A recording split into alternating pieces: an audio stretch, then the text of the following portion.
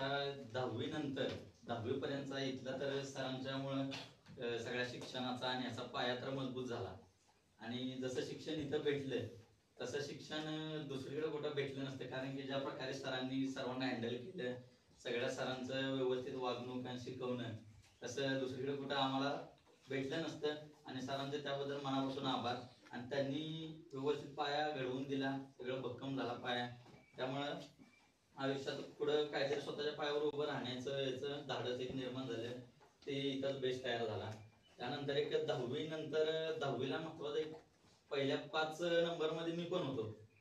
आणि त्या टायमिंगला शिक्षकांनी सांगितलेलं की LBS कॉलेजला पहिल्या 5 विद्यार्थ्यांचं मोफत ऍडमिशन होणार होतं.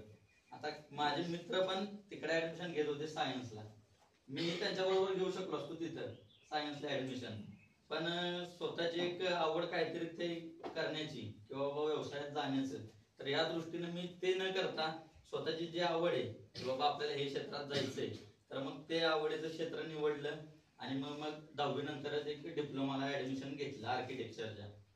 त्यानंतर एक 2 वर्ष आर्किटेक्चरचा डिप्लोमा केल्यानंतर एक आर्किटेक्टच्या ऑफिसला कामाला लागलो. त्यानंतर एक त्या सरांनी आर्किटेक्टनी एक बिल्डर जवळ कामाला सांगितलं. परत मी तिथं पण त्या साईडवरचा सगळा अनुभव घेतला. ड्रॉइंग करणे किंवा ड्रॉइंग बघून ड्रॉइंगनुसार साईडवरची कामं करणं किंवा हे सगळं त्या प्रॅक्टिकली त्या हातातून गेलं काम, सगळं व्यवस्थित सगळं केलं. त्यानंतर स्वतःच्या व्यवसायात पदार्पण केलं. मग स्वतःच्या व्यवसायात आता जवळजवळ एक 4-5 वर्ष तरी केली. जवळजवळ एक 20 एक बंगल्यांची वगैरे कामं आतापर्यंत केली असतील. तर तेच महत्वाचं आहे की स्वतःच्या आवड ओळखून किंवा आपला मित्र हे करतोय म्हणून आपण ते करायचं असं न करता, बाबा स्वतःची एक आवड किंवा मला हे क्षेत्र निवडायचंय, तर त्या अनुषंगाने बाबा आपल्या समोर एखादी व्यक्ती असेल की बाबा त्यांनी ते क्षेत्र केलंय, त्यांच्याकडून थोडासा अनुभव घेत त्या फ्लोनं गेला तर भविष्यात स्वतःच्या पायावर उभं राहायला चांगली मदत होते. किंवा मित्र करतोय म्हणून ते कराल, मित्राची कॅपॅसिटी कशी किंवा तुमची त्या गोष्टी करण्याची कॅपॅसिटी कशी हे ओळखून स्वतः पण एक थोडस मार्गदर्शन कोणाकडून तरी घेऊन त्या वाटचालीनं चाललं पाहिजे आताच्या पिढीनं तरी. आणि बाकी काय व्यवसायातील चढ उतार तर असतात. आणि स्वतःचा व्यवसाय चालू करायचं म्हटलं तर एक सुरुवातीचे 1000 दिवस तरी त्या व्यवसायाला काम करायला एकदम प्रॉपर द्यायलाच लागतात. 1000 दिवस म्हणल्यावर 3 वर्ष तुम्हाला काटकसरीनं आणि तुम्हाला मेहनतीनं त्या व्यवसायात काम करायलाच लागतं.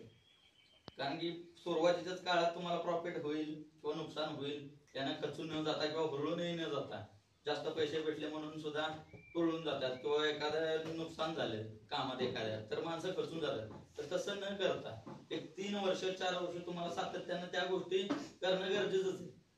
आणि ते ज्यावेळी तुम्ही 3-4 वर्ष त्या व्यवसायात सुरुवातीच्या कुठल्याही तुम्ही मार्गदर्शन केले की तुम्ही तुमच्या जीवनातील काही अनुभव आम्हाला सांगितले की तुम्ही कसे झाला, आणि ते आम्ही घेऊन आमचं ज्याच्यात आम्हाला जास्त आवड आहे ती समजून आम्ही पुढे जाऊ आणि प्रयत्न करू तसा.